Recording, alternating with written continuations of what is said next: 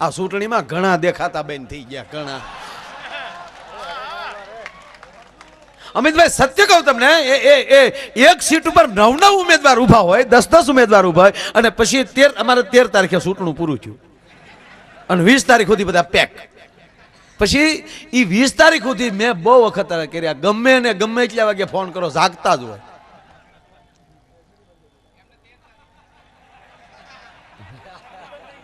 એ ભાઈ ઓલે પડે અવાજ કરજો, ચલો એલડી ચાલુ કરજો. એલડી વગર નથી ફાવતું, અને એલડી ની આ બાજુ બેઠા એને નથી ફાવતું. ઈ માંગણી કરતા હતા કે એલડી ભાઈ એલડી ચાલુ કરજો. એટલે વાત ઈ કરતો હતો ઘનશ્યામ, આજ પણ એટલા બધા મિત્રો આવ્યા બધા મોજ મારે. ઓલા અમારા મિસ્ત્રી ક્યાં ગયા? મારી ગાડી અરે ભટકાણા. ઉભા થાવ તો 1 મિનિટ, 1 મિનિટ ઉભા થાવ અને તાળીથી વધાવો. સાહેબ આમ જોવો, તમને વાત કરું, બસ થઈ ગયા એક વાર, પછી વારા ઘડે ન ઉભા કરો, પછી બધાને ન ઊભું રહેવાય. ચૂંટણી વહી જાય પછી કોઈ ન ઊભું રહેવાય. આ વડીલને મેં ઊભા કર્યા ને સાહેબ, મારી ગાડીની સ્પીડ લગભગ 120 ની આજુબાજુ છે. ઓલે વખતે કર્ણાવતીમાં પૂજ્ય મોરારી બાપુની કથા હતી, ત્યારે કથા સાંભળીને હું નીકળ્યો, અને મારા સ્નેહી અમરીશભાઈ ડેર રોડે રાહે ઉભેલા, અને અમારે થોડુંક ઇમરજન્સી કામ હતું, અને એટલી બધી સ્પીડમાં જતો હતો, અને અંદરના રસ્તામાં આ ભાઈ કેમ આવ્યા, અંદરનો રસ્તો કોઈ સામે સામે ને અંદર, અને એ ભડાકો બોલ્યો, એ મને ખબર પડી કે આપણે કોક ભટકાણું. આ સત્ય, નરું સત્ય સાહેબ. આ બેઠા છે ને કહું, આ તાજના સાક્ષી છે ને પોતે જ. સાહેબ એનું હેલ્મેટ ફાટી ગયો હતું, મારી ગાડીનું બોનટ અને આગળનો પંખો ભેગું થઈ ગયું હતું, એનું બાઇકમાં કાંઈ લેવાનું નહોતું નીકળતું, અને એ કેટલા ફૂટ કૂદ્યા એને ખબર નથી. મેં જોયા 15 ફૂટ માણા આમ પસડાણા. અમે ઉતરીને એને ટીંગાટોળી કરીને એક ઝાડનો સાયો હતો ને દિવાલનો ટેકે અહીંયા આમ બેહાડી દીધા. એ પોતે બેહોશ હતા. બધા કે આપણે 108 બોલાવીને કાંઈ કોઈને બોલાવવાના. રોજ સંતોના ગુણગાન ગાઈને રોજ માને યાદ કરી, આજ નહીં વારે આવે, અને આપણે આબરૂ જવા દે એમ લાગે તમને સાહેબ? આ માણસ બેઠા હતા, લગભગ 15 થી 20 મિનિટ એની આંખું બંધ, અમે એની સામે બેઠા, કાંઈ નહીં, અમે એની સામે. 15 મિનિટ પછી એણે આંખ ખોલી, મારી સામું જોયું.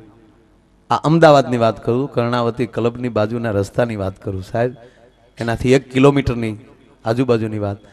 અને એણે આંખ ખોલીને સીધું મારી સામું જોઈને કે માયાભાઈ. મેં કીધું હા ભાઈ. મને કે ભગવાને કેવી રીતે આપને હાથ ભેગા કર્યા? કાં ભાઈ બીજી કાંઈ લાગ્યું?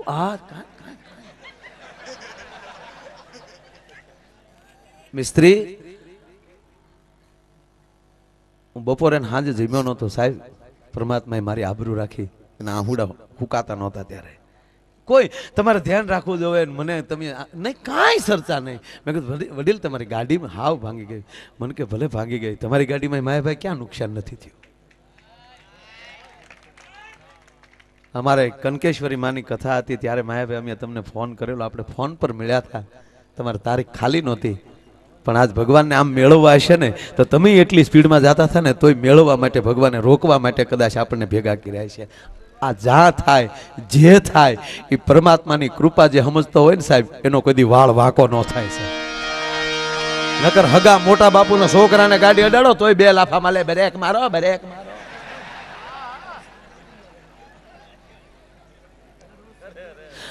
મને ખબર અત્યારે મને સ્ટેજ ઉપર મળવા આવ્યા ત્યારે મને એને યાદી કરી, ઓળખ્યો માયાભાઈ મને. સાહેબ એને બધ ભરી ગયો માણાને, ભાઈ તમને કેમ યાર? પણ પાછળથી પેલા વાતો કરતા હતા એટલે ખબર ન રહી, પણ મેં એનું મોઢું જોયું. હું કહું તમને હું કેમ ભૂલું, તમારું તો શહેરો મારા મગજમાં કોમ્પ્યુટરની ઘોડે ફિટ થઈ ગયેલો. એમ કહેવાનો અર્થ કે એ બધું એના હાથમાં છે. નકર મારી ગાડી કોઈ દી ધીમી ન હોય. 160 તો આમ તો હારા હાઈવે આગતો, આ એક્સપ્રેસ હાઈવે તો મને પાતળો લાગે પછી જાતો હોય ત્યારે. તો ઘણા મને એમ કે ધીમી આકો, ગોટો વળી જાઓ, 108 ને નહીં જડો.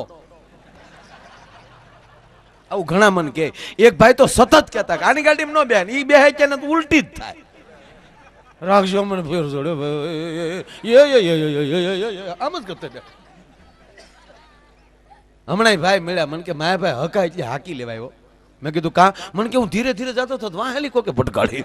એવું કાંઈ નથી, હું થવાનું છે. ધીરા હાલશો તો પાછળથી ઠોકર લાગશે. એક જ રસ્તો છે સાહેબ, આ બહુ ટ્રાફિક છે. કેટલાની સાઈડ કાપ્યું ને ભૂલી જાજો. જેટલાની સાઈડ કાપતા જાઓ એની વાહે તમે જોવા જાઓ ને તો હલવાઈ જાઓ. પણ તમને ગેપ ક્યાં મળે છે ન્યાલી તમારું જીવન હાક્યા કરશો ને તો કોઈ દી ટક્કર નહીં લાગે, તમને મોજ આવશે. અને સમય હકીકત કહું સાહેબ, આ 21મી સદી આ 12 વર્ષની પૂરી થવા આવી. બહુ ફૂલ હવે ન ફગાવતા.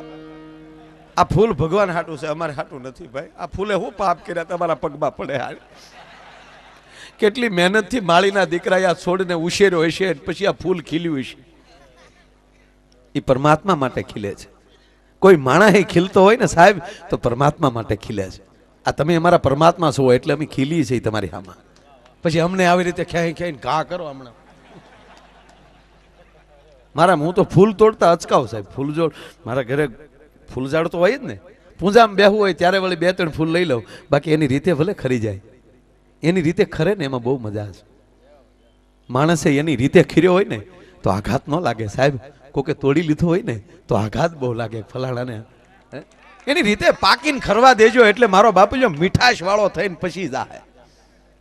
એની રીતે ખરે એ પાકીને પછી ખરે અને પાકે એ મીઠો બહુ થાય. પણ એક ઘીહોડું ને એક માણસના પેટનો કોઈ દી પાકે હારો જ ન થતો.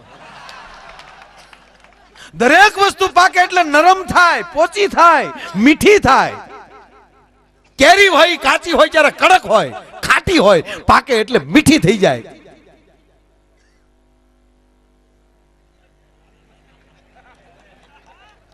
એક માણસ ને ઘીહોડું જેમ પાકે એમ બરડ થાય ને રગુ બહાર નીકળે. મીઠાશ લેવી જોઈએ.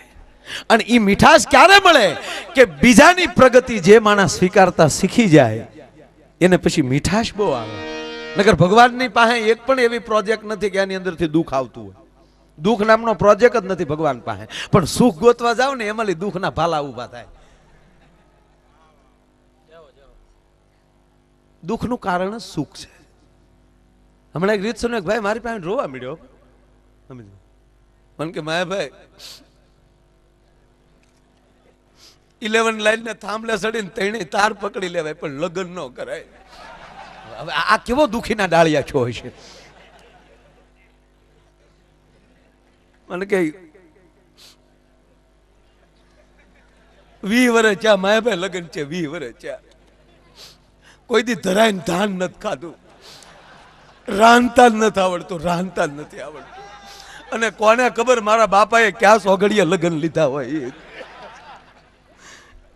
આટા તો શાર જ ફેર્યો ભાઈ પણ હજી પૂરા નથી થતા.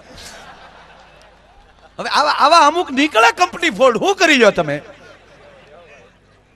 બાકી દાંપત્ય જીવન જેવું આ દુનિયામાં સુખ જ નથી. અને ત્રીજી વાત કે જે માણસ એ શક્તિનો સથવારો ન હોય ને ત્યાં સુધી પરિપૂર્ણ થાય જ નહીં. આ સંતોને પૂજ્યો, ભક્તિ એની શક્તિ છે અને મારી તમારી અર્ધાંગના છે ને એ આપણા ઘરની શક્તિ છે.